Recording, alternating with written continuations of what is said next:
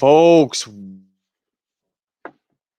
to Trainwreck or Degenerate Danger Zone, February 25th. I'm your host, Ty B, joined with Degenerate Al and MereKat. We had a crazy Europa League today that we're going to start off the show talking about. We had some favorites win. We had a bunch of underdogs barking and some crazy draws thrown in. Al, how did you do today? I know Ajax ended up coming in. That was one MereKat was all over this morning. It was a crazy day.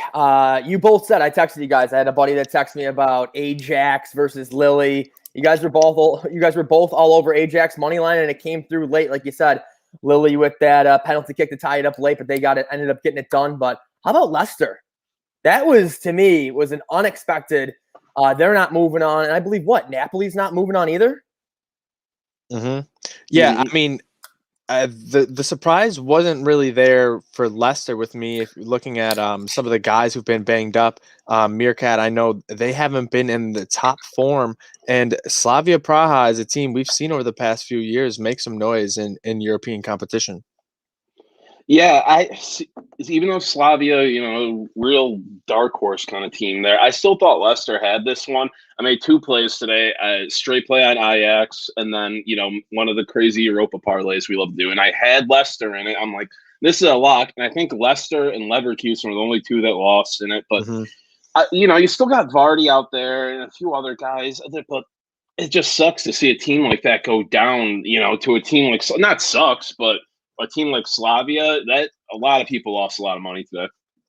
Oh no, absolutely. Especially when you see the draws that end up coming in and 0-0 in a Real Madrid game. I would not have bought that if you would have told me that was happening when I woke up this morning. But let's get into this evening slate. We got a bunch of NBA, NHL, college basketball, tons of stuff going on tonight. MereKat, how about you start it off? What do you got first? I'm starting with my Nuggets. The classic MereKat always taking the Nuggets. But and usually I'm a huge fade the Sharps guy. I love those dogs when you're fading the Sharps. But tonight I'm riding with them. As of I think it was like 3 p.m. today, just half of the bets on the Nuggets today made up for over 80% of the total money on this game. The Sharps are heavy on the Nuggets tonight. And it goes against some trends you see there. The Wizards were just hot. They won a bunch of straight. They beat the Nuggets by a bucket 8 days ago, beat some good teams there, came crashing back down to earth against the Clippers the other night, lost by 20. And you're seeing the Nuggets kind of start to figure some stuff out. They're running this small ball lineup. Jamal Murray is catching fire. Back to bubble Murray. He scored over 20 in 7 straight games. Him and Jokic might be the hottest duo going right now.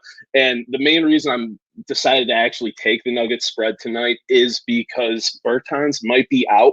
In their last game 8 days ago, Bertans dropped 35 on the Nuggets, destroyed them on the perimeter, and he's a huge part of that offense, opening up the floor, creating space for Bradley Beal. And if he's banged up tonight, he might not be going at all. Yep. I think for Beal, a little more focus on him. Give me the Nuggets. Absolutely. And talking about another guy who's not playing, and I think that's going to be a big factor in the game, no Hassan Whiteside tonight for the Kings. That's why I'm all over the Knicks. Almost a pick 'em. Knicks -1 right now. They've won, it's like, I think like 6 of their last 10. They've found, a great system here with Thibodeau. They're the first ranked team defensively, and I don't think the Kings are going to be able to shut down Julius Randle without Hassan Whiteside out there. Don't have the physical body down there to do it and bang with them all day. Randle had 26 and 15 the last time he played the Kings, and that was with Hassan Whiteside out there. I expect that number to go up in a game at home this time. I like the Knicks in this one to get it done. A lot of value with them at only -1 now. So we're moving on to me here. Here we go. This is a parlay. You're at the creek. You got, let's see here, $13.72 left. It's just like, let's fire. Let's have some fun here. I got these parlay odds at +853. I had Hoffenheim versus, is it Mold or Moldy? Mold. Under 3.5, 2-0 there, hits. Then in Leicester, Slavia, under 2.5. A little bit of a sweat there. That under 2.5, that hits a 2-0 final. So we're moving on to the final leg of the parlay. Winnipeg Jets. I have them in the parlay at plus 107, 1372. Potential payout is $130. So I was looking at it. Montreal coming off 3 straight losses. Just got swept by the Senators. I think both losses, though, were close in overtime or a shootout. But in both those games, Montreal is over minus 200 and easily in both those 2 games. Just fired the coach. Yep. Jets, 5-2 over the last 7, and they've been off since Sunday. So, yeah, a lot of people probably going to be hammering the favorite, Montreal. Like you said, just fired the coach. I'm trying to end this parlay off with a Winnipeg Jets victory. And I see Dougie Fresh chiming in here, wishing we did some DFS. MereKat's going to be doing a little bit more of that coming up in the next few weeks, going ahead over with the Trainwreck Fantasy Show. Make sure you follow that. What's the exact ad? Is there an underscore in that, MereKat? I don't believe so.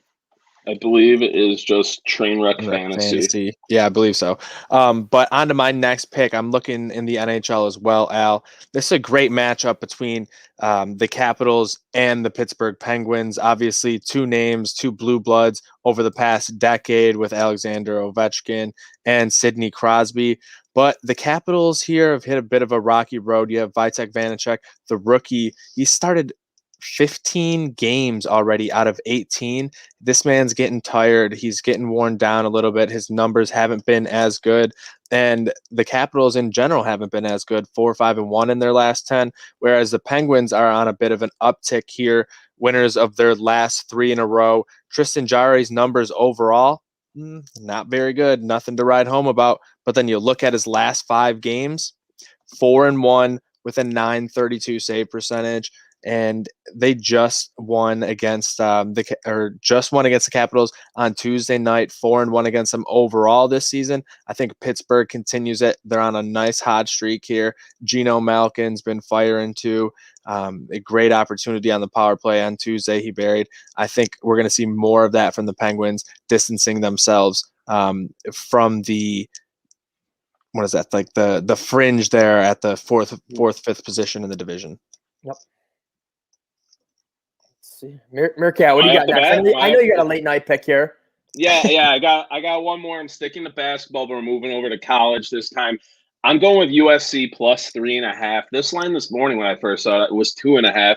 Give me the 3.5 all day. I think it's moving in Colorado's favor a bit because Isaiah Mobley is a game time decision. But you look at what USC just did last game without him. They crushed Oregon without Isaiah. He's a pretty big part of their team, but you look at the whole roster, they're so talented. And his brother, Evan Mobley, is, the favorite for the Naismith Defensive Player of the Year this year. He averages 3 blocks a game, like 17 points, 9 boards. He's an absolute monster. This whole USC team is super, super talented. A lot of high-end recruits. And they were a little shaky in the beginning of the year. They did lose to Colorado on New Year's Eve earlier on, but you look at them recently, USC was riding a 7-game win streak before that unfortunate loss to Arizona 5 days ago. They're atop of the Pac-12 right now, and they've really settled into themselves since the Pac-12 play has been picked up and going on the past couple months. And they're trending in the right direction. They're 7-1 against the spread in their last 8. In Colorado's last 8, they're 2-8 against the spread. We've only seen this USC team as a road dog once all year, and they won outright easily. I love the 3.5 points.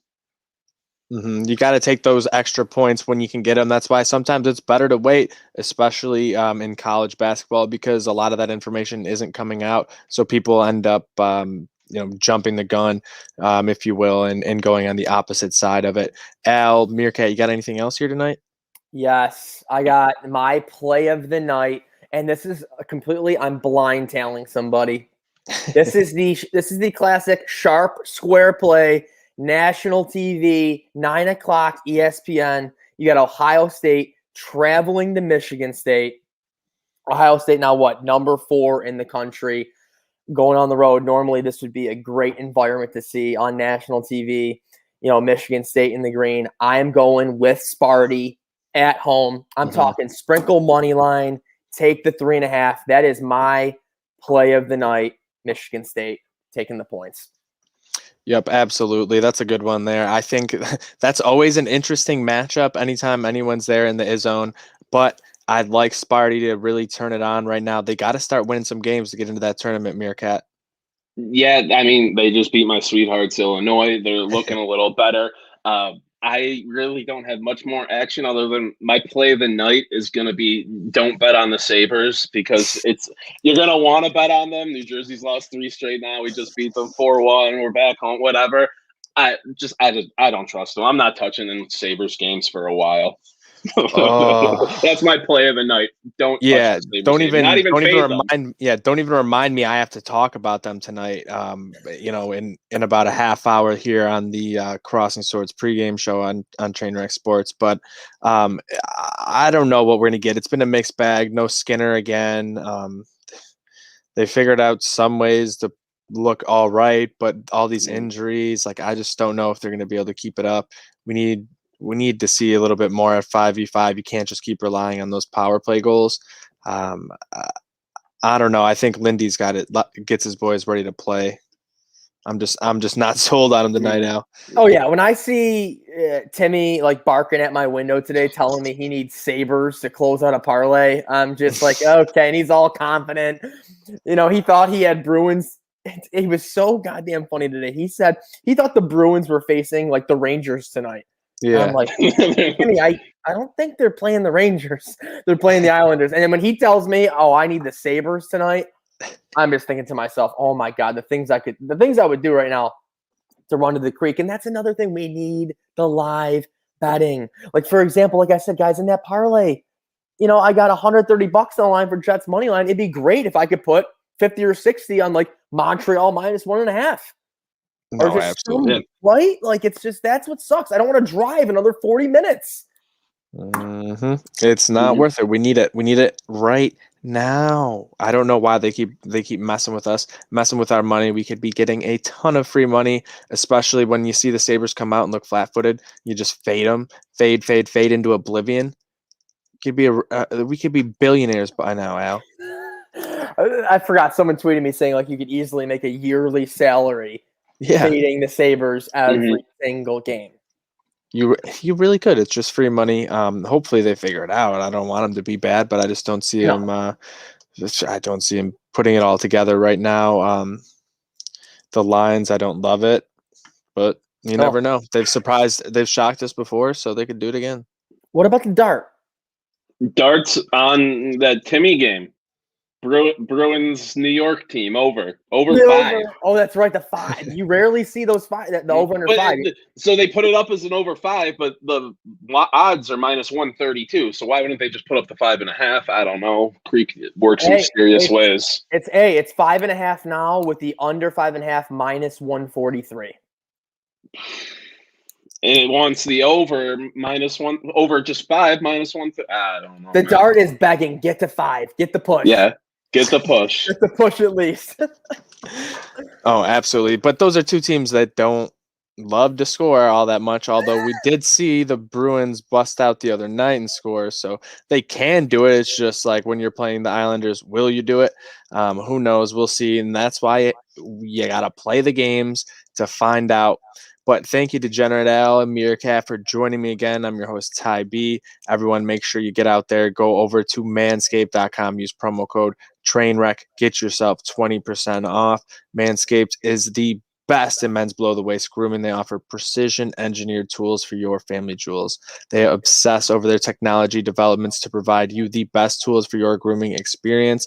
I know I got the Lawnmower 3.0. I think you guys did as well.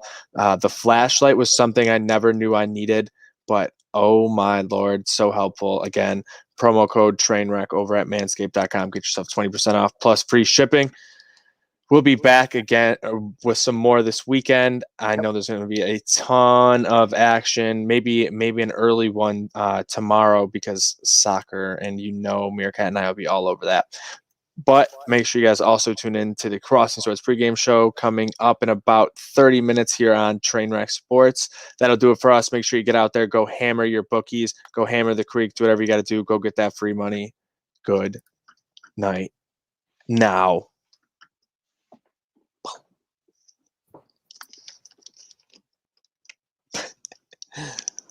Come on!